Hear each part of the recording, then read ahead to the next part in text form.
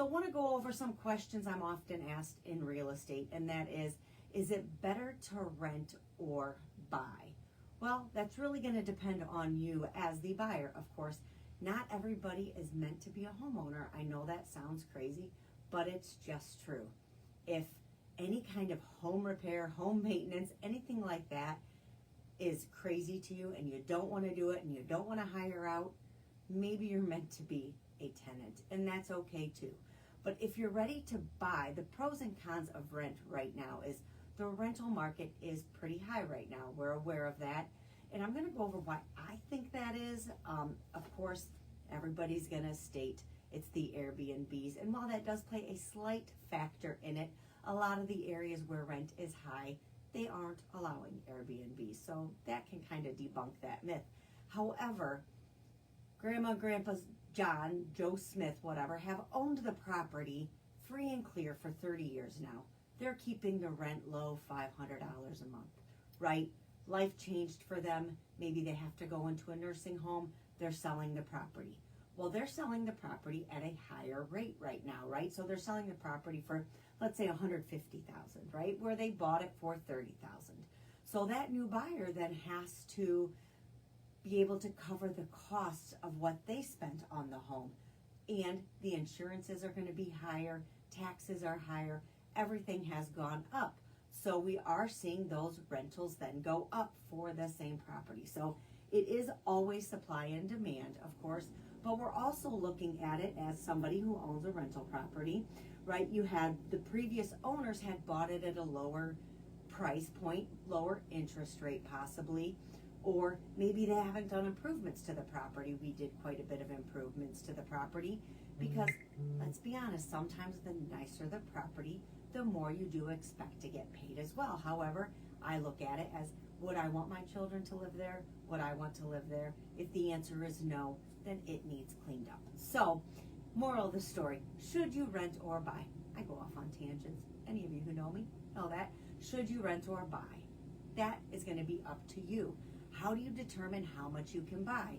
The first thing I'm going to do at my buyer's consult with you, and yes, we're going to do a buyer's consult. That's the number one step you should take.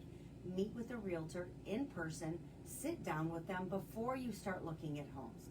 There's nothing more frustrating for a buyer than looking at $500,000 homes and realizing they can afford a $100,000 home, because now you have set up an expectation that is not realistic, right? So when we get together and we do a buyer's consult, I'm going to go over all those mandatory forms we're going to go over. I'm going to go over the consumer guide to agency. I'm going to go over the buyer's agency agreement, and I'm going to go over the purchase agreement with you.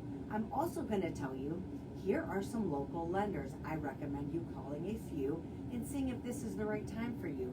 You do have to have some skin in the game, meaning you have to have some money to put down in the property or hold in reserves.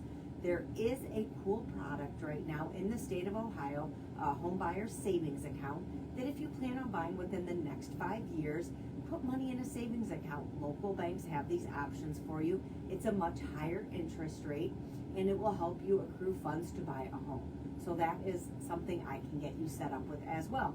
Well, not me, but I can get you with it. Sorry about that. So I can get you set up with a local bank who will allow you to open those savings accounts. That will help you make a little bit more changes on the savings while you're accruing them. Of course, I would always state that what a bank recommends is they're going to allow you to go to a certain percentage of your gross income for your mortgage and then for all your debts. So I want to make sure that you can afford what you're buying. And not only that, if something happens to the property, you buy the home, the fridge goes out, you buy the home, maybe the furnace goes out, right? Even though you're going to have a home inspection, they're going to check those things. Sometimes, Murphy's Law, something's going to go wrong once you buy a home. So you want to make sure you have some reserves for that as well. The bank will make sure you have sufficient reserves to cover a month's payments in case something happens, and that's their policy. So of course I'm going to have you talk to a couple banks, compare interest rates and closing costs, because that's important, right? What is it going to cost you per month on those homes?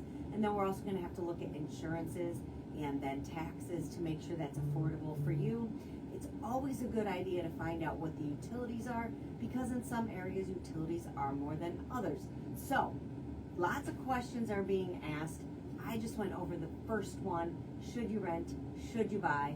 And why I'm going to get you a buyer's consultation so we can get all that figured out for you. Do I think real estate's a good investment? I will stand firm on my answer I always give. Yes, real estate is a good investment as long as you are never forced to buy and forced to sell. If you are forced to buy, let's say you're relocated, you're never forced, by the way, but if you're relocated, you really want to buy a home, you can't find a rental, and you're buying while the market's hot, yes. Let's say 5 years later, the market is lower, and you're relocated again, and now you have to sell, right? You're buying at the top, you're selling at the bottom, not such a great investment. However, let's say you're relocated when the market's low, you purchase, and then you're able to sell when the market's good, great investment. So that is how I think real estate is a good investment if you can ride the ebbs and flows, because that's how everything works, right? It's all cyclical, everything goes up and down. So as long as you can ride out those waves and you have the time to do that, real estate is always a good investment. If you have any other questions, feel free to get a hold of me, Alex Morgan Johnson, Weichert Realtors, Morgan Realty Group. Thanks so much and have a fantastic weekend.